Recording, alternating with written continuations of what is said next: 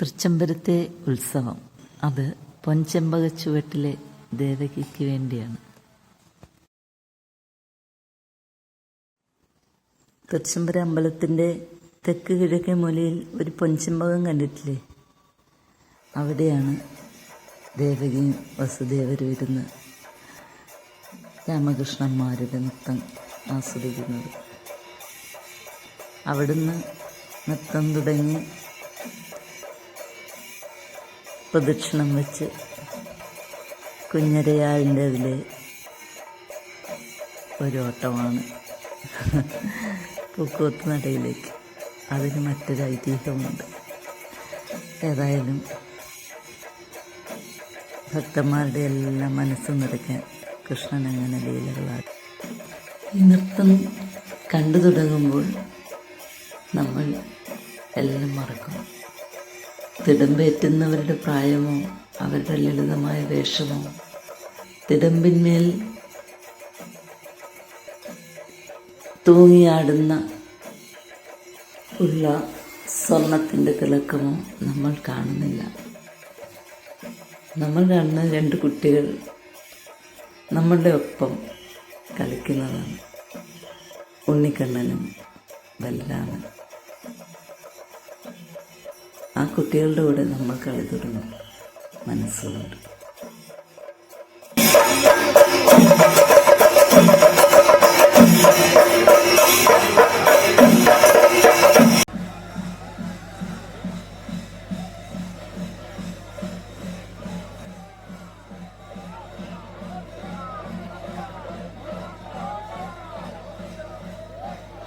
ഗോവിന്ദ ഗോവിന്ദ വിളികളാൽ മുഖരിതമാവും അന്തരീക്ഷം.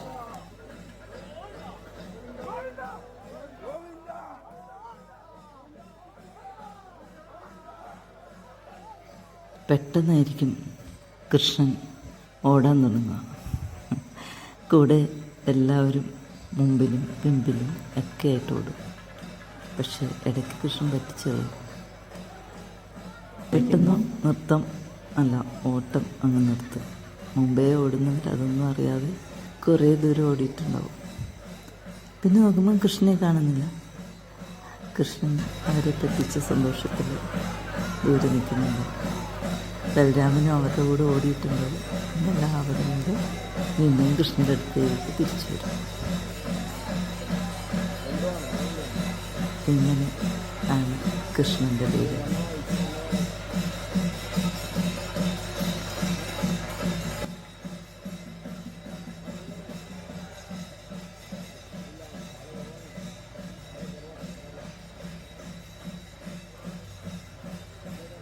പൂക്കോത്ത് നടയിൽ നിന്ന് തിരിച്ച് അമ്പലത്തിലെത്തിയാലും ചില ദിവസങ്ങളിൽ അവിടെ കുറേ നേരം നിർത്തുണ്ടാവും. അതും കഴിഞ്ഞ് മോതിരം വെച്ച് തൊഴിലായി കുളിയായി ജപമായി എപ്പോഴും തിരക്ക് തന്നെ. വീണ്ടും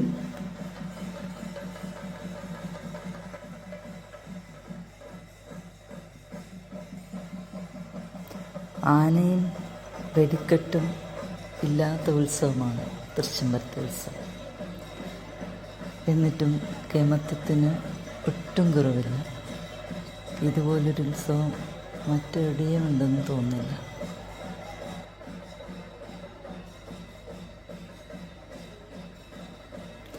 ആബാലവൃദ്ധം ജനങ്ങൾ ആഘോഷിക്കുന്നു എന്ന് പറഞ്ഞാൽ ഇതാണ്. എത്ര ചെറിയ കുട്ടികൾ മുതൽ എത്ര പ്രായമായവർ വരെയാണ് ഒരേപോലെ ഒരേ പ്രായക്കാരെ പോലെ ഓടുന്നത്.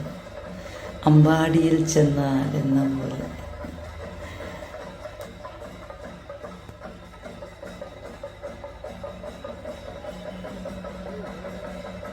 പണ്ട് കൃഷ്ണൻ്റെ വേണുനാദം കേൾക്കുമ്പോൾ ഗോപികമാരെല്ലാം ചെയ്യുന്ന പണി പോലും മറന്നുപോയി ഓടി വരുമെന്ന് പറഞ്ഞത് കേട്ടിട്ടില്ലേ? അതുപോലെ ഞങ്ങൾ അവിടെ അടുത്ത് താമസിക്കുന്നവർ രാത്രി ഒരു ഉറക്കം കഴിഞ്ഞ് 3 മണിക്കോ ഒക്കെ എഴുന്നേറ്റ് പൂക്കോത്ത് നടയിലേക്ക് വരും. കൃഷ്ണൻ ലീലകൾ കാണാം.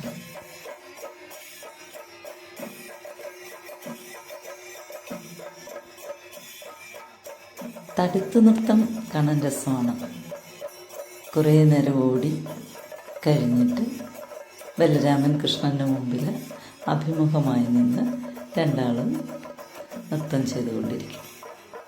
അപ്പോൾ അവിടെ അടുത്ത് നിൽക്കുന്ന എല്ലാവർക്കും നമുക്ക് നല്ലവണ്ണം കാണാൻ സാധിക്കും. അതുകൊണ്ട് തന്നെ എല്ലാവർക്കും ഇഷ്ടമാണത് കാണാൻ. കണ്ടോ, എന്ത് രസമാണ്.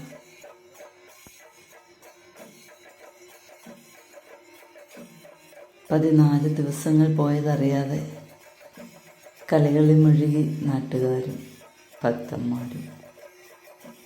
അവസാനം കൂടിപ്പിരിയാനുള്ള ദിനമായി. അന്ന് സന്ധ്യ വരെ കളിച്ചു കഴിഞ്ഞ് പാലമൃത് വരുന്നത് കാണുമ്പോൾ ആ കൂടെ കൃഷ്ണൻ തിരിച്ച് പൂന്തുരുത്തിത്തോടും കഴിഞ്ഞ് കടന്ന് അമ്പലത്തിലേക്ക് പോകും. രാമൻ കൃഷ്ണനെ കാണാതെ അങ്ങോട്ടും ഇങ്ങോട്ടും നോക്കി തിരഞ്ഞുകൊണ്ട് ദുഃഖത്തോടെ തിരിച്ചു പോകും. അന്ന് മാത്രം ഞങ്ങൾക്ക് എല്ലാവർക്കും കൃഷ്ണനോട് ചെറിയൊരു പരിഭവം തോന്നാറുണ്ട്. എന്തേ നീ കണ്ണ തിരിച്ചു വരാത്തെ എന്ന്.